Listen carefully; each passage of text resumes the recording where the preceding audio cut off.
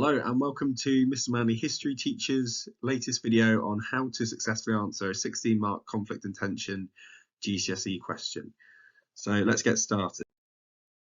So this 16-mark question is the final question you answer on the conflict and tension paper, which is paper 1 for the AQA GCSE course. And you can answer this question last, or you can answer this question first if you prefer, depending on what suits you best. So it's best to make that decision before you go into the exam rather than make the decision once you open the test paper up. So if you want to answer this question last, after you've answered the 4-mark question, the 12-mark question, and the 8-mark question, you can, or you can answer this question first. It's completely up to you. So what should you do, first of all, once you come to this question? First of all, what you should look to do is to bug the question. So this is the technique I use for my students and what I recommend for them to do when they get to this type of question. And you can use this technique for any type of question really, but it's especially useful for the 16-mark question. So first of all, you need to box the knowledge words. So what you need to know about in order to successfully answer the question. Then you need to underline the instructional word or words. So in this type of question, it will be explain your answer, because you really need to focus on being able to explain the different factors and how they contributed towards the start of the Second World War. And finally, the G stands for going back to the question regularly. So every 2 or 3 sentences, you should look to go back to the question in order to remind yourself of exactly what it is you are needing to answer. So once you've bugged the question, then you might want to think about starting this question. So first of all, you'll need to write an introduction. My key points or top tips for writing an introduction are as follows. Don't spend too long writing an introduction. It should only take 2 or 3 minutes. It shouldn't take you any longer than 4 or 5 minutes. Then you can outline in your introduction what your argument is going to be and the factors that you'll be writing about as well. And because you're only looking to spend 2 or 3 minutes on your introduction, you want to write a maximum of 4 sentences. And here we've got an example of an introduction. So the Nazi-Soviet Pact was a very significant cause of the Second World War. Whilst other factors like appeasement and the Treaty of Versailles were quite significant, I believe the agreement was the most important factor behind the Second World War breaking out.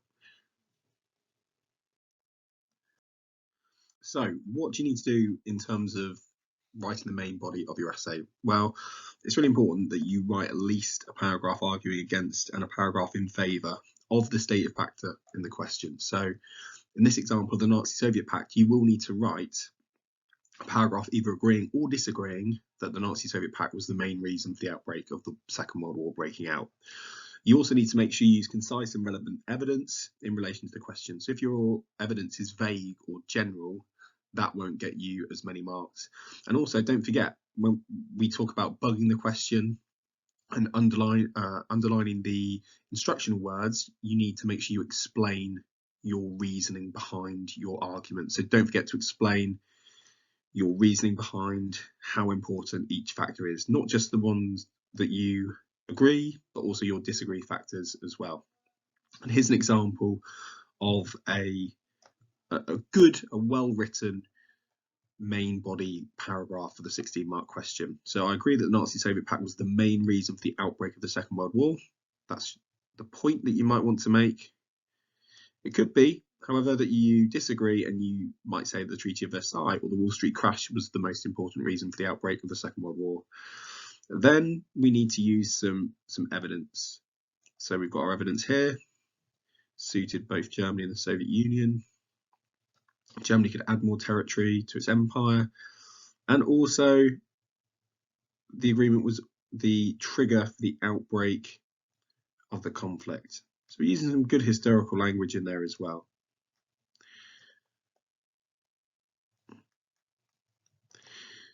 Now we've given a bit of an evaluation here and a bit of a judgment. Had the agreement not been signed, Hitler may not have invaded Poland on the 1st of September 1939.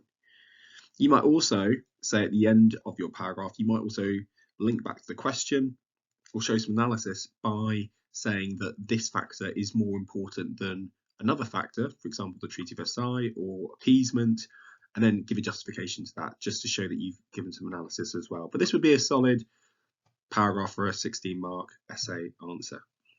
Finally, your conclusion. So it's really important that when you've written 2, maybe 3 main body paragraphs, you need to write your conclusion. It needs to have a clear justification behind why you've either agreed or disagreed. Don't just sit on the fence. Don't be a fence sitter and say that you both agree or disagree. Make sure you give a really clear, concise judgment. Now, like I've just mentioned, you should be looking to write 2 or 3 paragraphs, maybe 1 agree and 2 disagree, or 1 disagree and 2 agree. It doesn't matter too much, but once you've done that, you then need to write your conclusion. However, if you're running out of time and you've only written 1 or maybe 2 paragraphs in your main body, start the conclusion. Okay, if there's 5 minutes left and you're running out of time, get on to writing the conclusion, because if there's no conclusion, it can limit and cap your mark, especially if you haven't given judgments throughout your answer as well. And here we've got a model conclusion. So it says here, overall, I think that the most significant reason for the outbreak of the Second World War was the Nazi-Soviet pact. So there's a really clear line of argument here that hopefully has been running throughout the main part of the essay answer as well. The fact that this was the trigger that sparked the Second World War on September 1st, 1939 meant that it must be considered more significant than other longer term causes like the Treaty of Versailles and even appeasement. So we've got some good analysis here comparing the Nazi-Soviet pact to other factors. And if you take all these steps and you take this guidance on board, you should be looking at getting a top mark for this type of question. I hope you enjoyed listening and watching this video. Give it a like if you did so. Thanks so much.